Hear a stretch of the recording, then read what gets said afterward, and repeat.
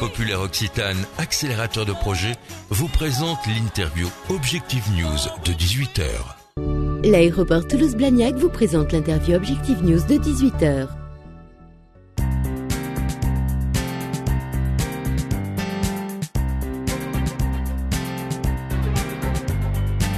Bonsoir, merci de nous rejoindre pour l'interview de 18h, le rendez-vous de l'économie à Toulouse. Notre invité aujourd'hui est Gilles Capi. Bonjour. Bonjour. Vous êtes directeur régional de RDF Sud-Ouest, la filiale d'EDF à 100%, qui est gestionnaire des réseaux publics de distribution d'électricité.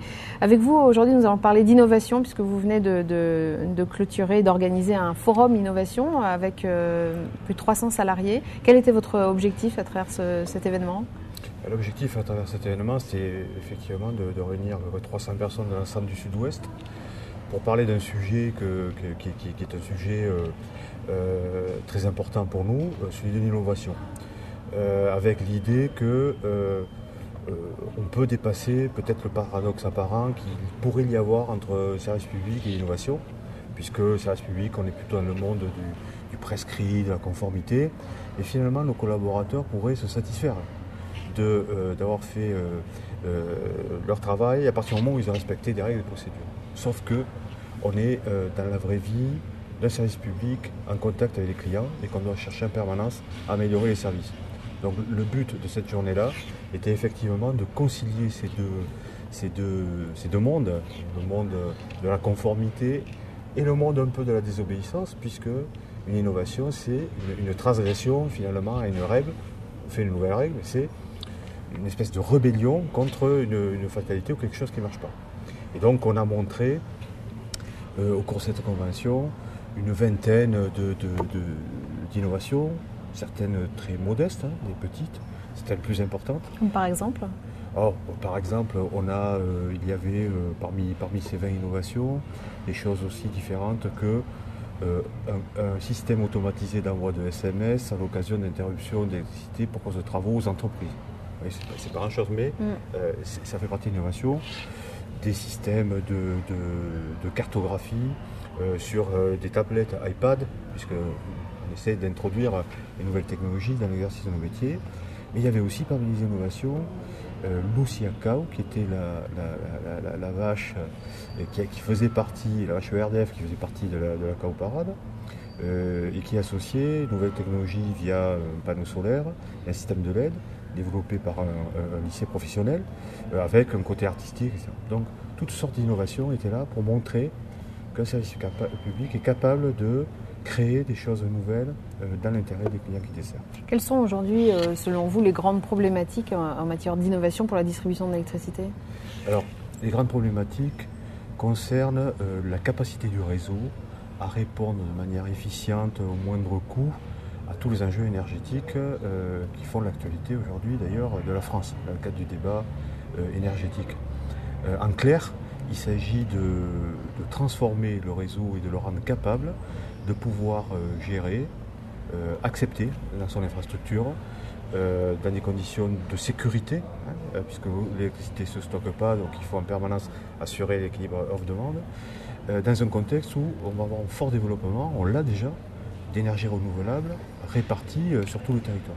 Donc un des enjeux majeurs de réseau est de trouver les parades technologiques, les innovations donc, qui vont permettre à ce réseau de devenir intelligent, d'observer tous les flux qui se produisent sur ce réseau par ces injections multiples et aléatoires, puisque éolienne ou solaire, ça dépend du climat.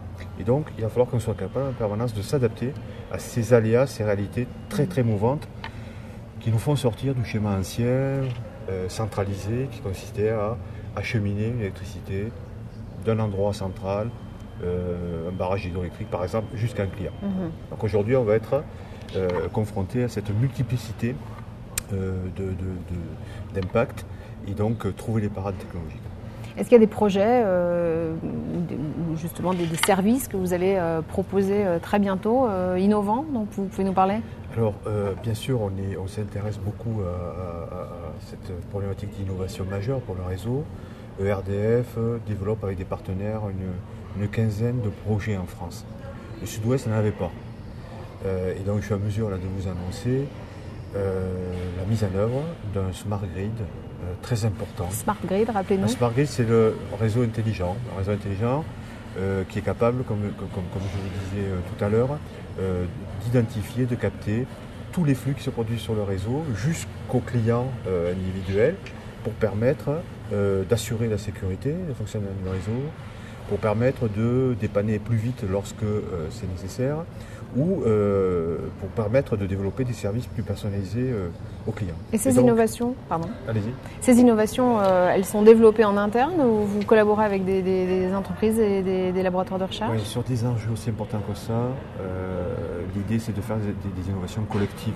Et donc on a un réseau de partenaires très, très important, des grandes sociétés, mais pas seulement des sociétés, on essaye d'associer aussi le monde académique, donc les laboratoires de recherche, les universités. Ici en Midi-Pyrénées par exemple? Alors le projet dont je vous parle, Smart Grid, va être copiloté avec une société qui est ST Microélectronique et bien d'autres partenaires.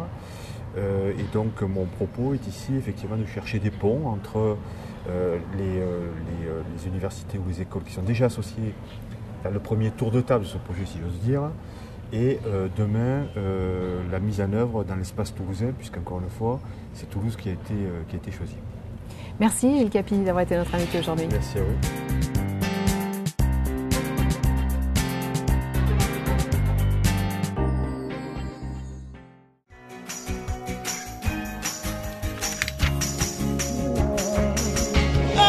Banque Populaire Occitane, accélérateur de projet, vous a présenté l'interview Objectif News de 18h. L'aéroport Toulouse-Blagnac vous a présenté l'interview Objectif News de 18h.